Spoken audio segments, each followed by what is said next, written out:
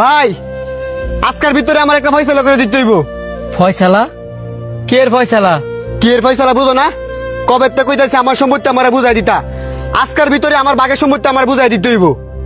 সম্পত্তি বুঝাই দেওয়ার কি আছে? তুই আর আমি তো এমন তো না যে আমগর আরো ভাই আছে যা করে সম্পত্তির ভাগ দেওয়া লাগবো। ভাই 10টা লাগে না, স্বার্থপর হইলে একটাই যথেষ্ট। আর এই সম্পত্তি দিয়ে কি লাভ? আমার বাগের সম্পত্তি যদি আমার নামে লিয়া না তাই তুই কি কছিস সব? যা কইতাছি ঠিকই কইতাছি। আমার বাগের সম্পত্তি আমার নামে লিখে দাও। আমি তোর বড় ভাই, বড় ভাইয়ের লোক এমনি কথা কইতে হয়, তুই কি এটা জানোস না? রাহ তোমার বড় ভাই, বাপ তো আর না। তুমি যেই বাপের ঘরে সন্তান, আমি এই বাপের ঘরে সন্তান হই। তুমি বয়সে বড় আর আমি বয়সে ছুডু। তুমি বড় ভাই দেখে যে তোমার কাছ থেকে আমার সবকিছু চাই চাই নিতে হইব, এটা আমার পক্ষে আর সম্ভব না, কারণ আমার এখন বউ আছে। তোর বউ আছে দেখে কি হয়েছে? তোর বউ তো আমার ছোট বোনের মতো। আর সম্পত্তি, সম্পত্তি তোর কোনটা আমার কোনটা সব তো আম করই বাফি দিয়ে গেছে, দুই ভাই মিল্লা থাকবার লাগিয়া। তোমার মতন স্বার্থপরের লগে আমি থাকতে পারতাম না, কারণ তুমি চাও আমি তোমার কথা মতন চলি। আর নয়তো কবে ওই আমার সম্পত্তি আমার নামে লিখে দিল হইলে।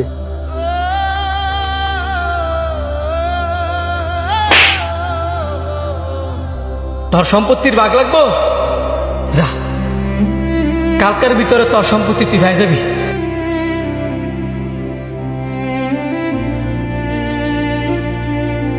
কিরে এন বই এক লাখ কি করস?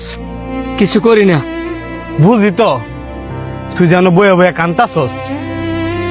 আচ্ছা আমি ইডুই বুঝলাম না, তুই তো তোর ভাইয়ের বাগের সম্পত্তি কবেই লিখে দিয়া লেছস, তো এটা আরে কস না কেরে?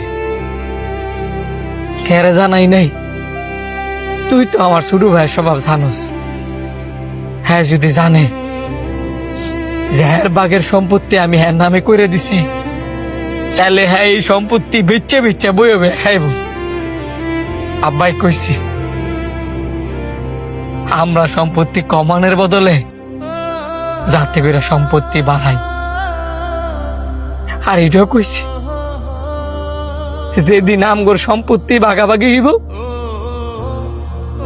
এদিন দুই ভাইয়ের সম্পর্কটাও ভাগাভাগি হয়ে যাবো গা। আর আজকে তাই হইতেছে। দুই ভাইয়ের সম্পর্ক যতই ভালার চেষ্টা করস না কে লেগা, একটা সময় গিয়া ওই ভাইয়ের সম্পর্কের মধ্যে ফাটল ধরবই। আর এই ফাটলের কারণ হিংসুটে নারী। ওই নারীর কারণে ভাইয়ের সম্পর্ক আর ভাইয়ের সম্পর্ক থাকে না, তখন ওই ভাইয়ের সম্পর্ক শত্রুতে রূপান্তরিত হয়।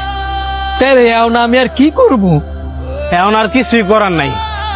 তুই মনে কষ্ট রাইস না, তুই তোর মতন চলতে থাক, হ্যাঁ আর বউলে থাকতে দে।